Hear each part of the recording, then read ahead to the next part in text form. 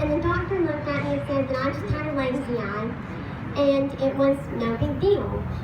So then, about a week later, we was going down the front porch steps to fly a kite.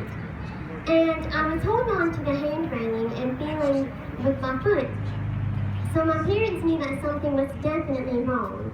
And so they contacted Children's Hospital in Birmingham. And the doctors told my parents to bring me in on Monday. So they take me in, and within 20 seconds, the doctors knew that something was wrong up inside my head.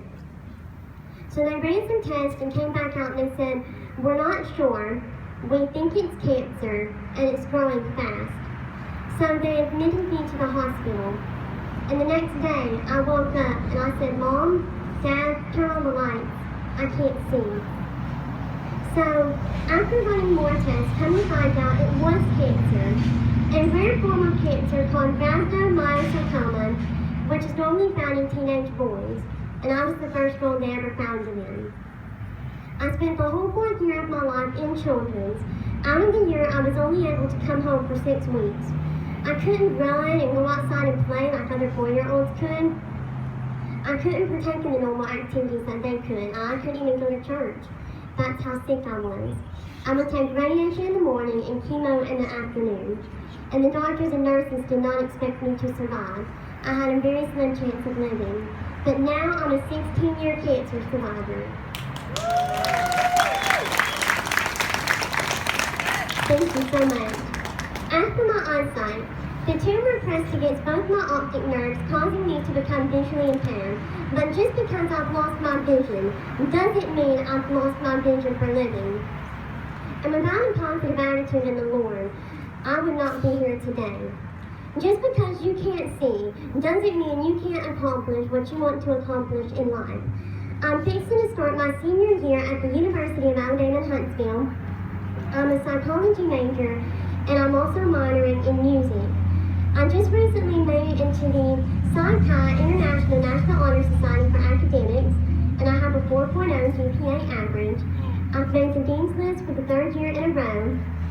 I'm in Kappa Delta sorority, and I also work at the Crisis Center for North Alabama, where I help to answer the helpline and suicide line.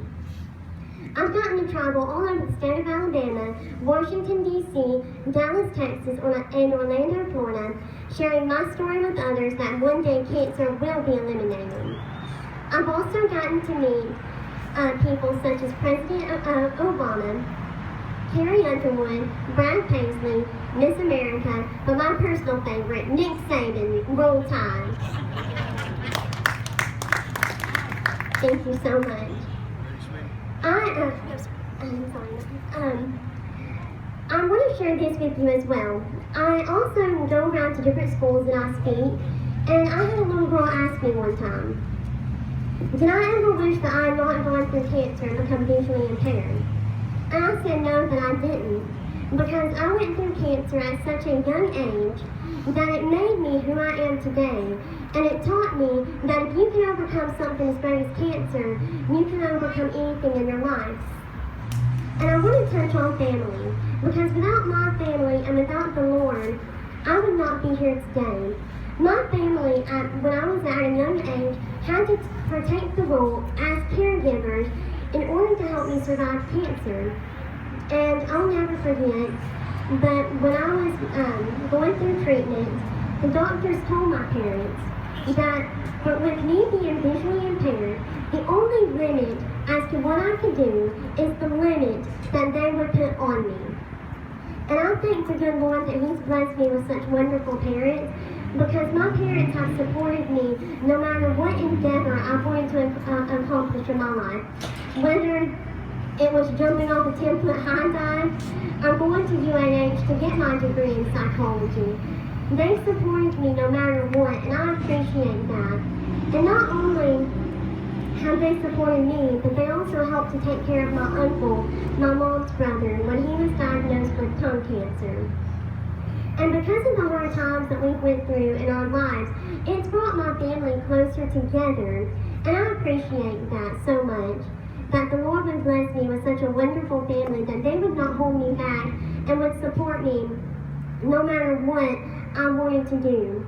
And we hold hold several family traditions, such as on Black Friday getting up early and going shopping, and then coming home later and putting up our Christmas tree. And while I'm rarely at home because I'm so busy with school and with my sorority, I treasure every moment that I have with my family, whether it's just simply sitting down to a meal together, or going on a family vacation, or simply just having mother-daughter time and watching a movie. I really do treasure each and every moment of that. So I want to encourage you to hold your family close and because no matter what, each second that you have with your family is precious.